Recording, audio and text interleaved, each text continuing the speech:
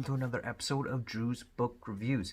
I hope everyone is surviving the quarantine that's going on right now. So that was a great time to get caught up on all of your to-be-read pile if you're in quarantine. I know I might have to start working from home soon myself, but hey, it's a great time to get caught up on all your to-be-read books. So I hope everything is surviving this whole pandemic well, and everyone's staying healthy and happy and active as best they can.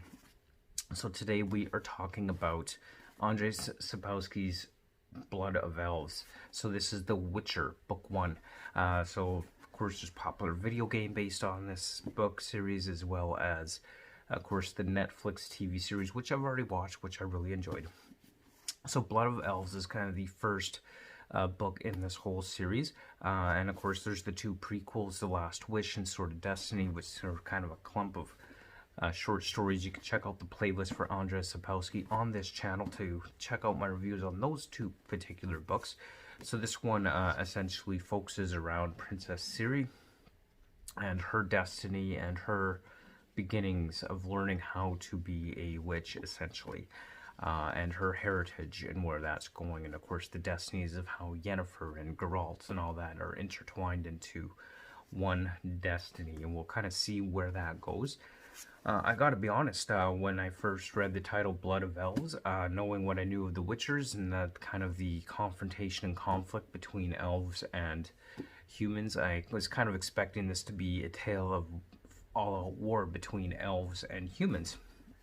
But it didn't quite turn out that way. Now, there is definitely some conflict between the elves and the humans within this book, absolutely.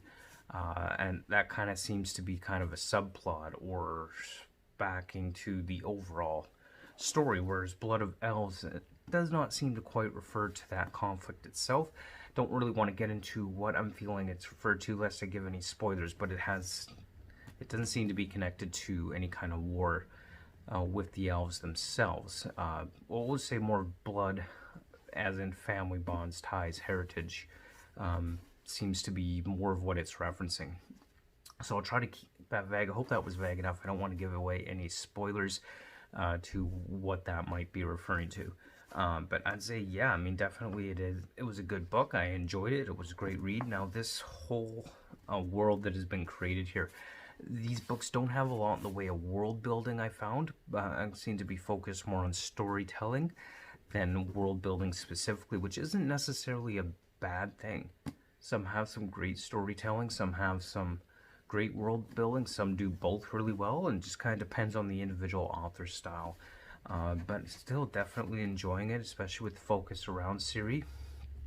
And learn a little bit more about the Witcher's Keep, essentially their fortress, where they're from and where they train. Really kind of enjoyed that aspect of it. Now, some things within this book seem to be touching on things like environmentalism. There's a reference to how species have been disappearing and going extinct due to the activities of mankind. There's also some reference in here and kind of hint at least the idea behind First Nations reservations. It's referred to at one point the reservations when referring to what they would want to do with the elves. And so kind of implies some ideology there with respect to First Nations people, how we have treated them, and what we've done with the elves kind of being symbolic of that First Nations, as well as the environmentalist aspect of it, which, again, I'm not saying is a bad thing. That's not meant as a criticism, just pointing out that kind of comes through the text, through the story a little bit there. Whatever your side on that or your opinion on those issues, you know, that's your thing, and you could decide what Andrzej Sapkowski meant by that within this storyline and how he meant to have it portrayed if you do choose to pick it up and read it, which, I mean, if you like fantasy, then this is definitely it. I mean, I'm really enjoying The Witcher in general, and with Geralt of Rivia, he's a great character, I think. Definitely, he's an interesting character, one that I'm enjoying reading, and I'm sure that you would too, especially if you are someone that likes that fantasy, magical, classical fairy tale type fantasy. I mean, I definitely call the witches in here is pretty classical, just, you know, classic typical witch. from fantasy type genre. So not your, you know, pointed hat and broomstick necessarily type witch, but a typical fantasy witch. Not so much like a sorcerer, but more that witch style. Overall, like I said, good read. I'm enjoying it. I think it's a lot of fun. It's entertaining, and I would definitely recommend it, especially if you are a fantasy fan. Definitely go for it. The Netflix series is pretty good as well. And those are just my thoughts on Blood of Elves. So, of course, don't forget to stay tuned. We will continue reviewing the Witcher book series over the next coming months. Of course, Time of Contempt is coming up next. And definitely look forward to seeing you next time on the next episode of Drew's Book Reviews. Don't forget to like, comment, and subscribe, especially if you like these videos, if you're enjoying my reviews.